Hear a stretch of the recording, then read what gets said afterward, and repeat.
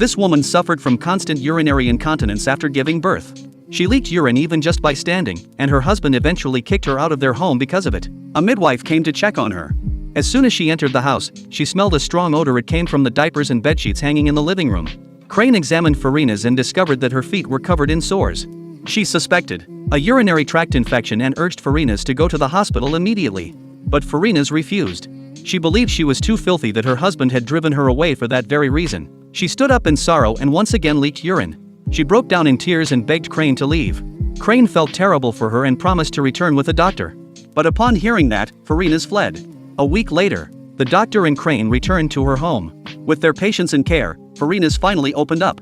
3 months earlier, she had experienced a difficult labor and delivered a stillborn child. Her mother-in-law and husband were furious, and that was when her body began to change. But instead of showing concern, her husband treated her with disgust. Farina's condition had now become critical. If it continued, her life could be in danger. Yet no matter how the doctor tried to persuade her, she refused treatment. Crane had no choice but to reach out to her children, hoping to find her husband through them. At first, the children refused to talk, but when they learned their mother might die, they finally agreed to help. The man was far from welcoming. When he heard about Farina's illness, he showed clear disgust.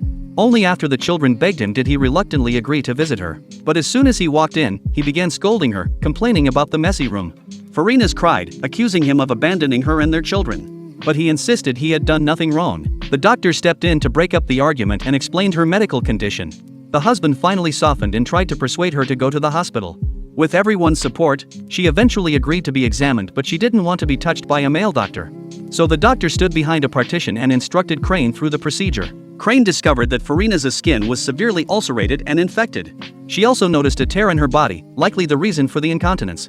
The doctor explained her diagnosis. It was most likely an obstetric fistula, a childbirth injury that could only be treated with surgery. Farina's initially resisted, but with Crane's gentle encouragement, she finally agreed to seek hospital care. On the day of the surgery, the doctor explained her condition to the husband. He began to regret how he had treated her because of the smell. The doctor sternly scolded him for his cruelty. The surgery went smoothly. To celebrate her discharge, Crane gave her a gift, a beautiful shawl, for the most beautiful mother.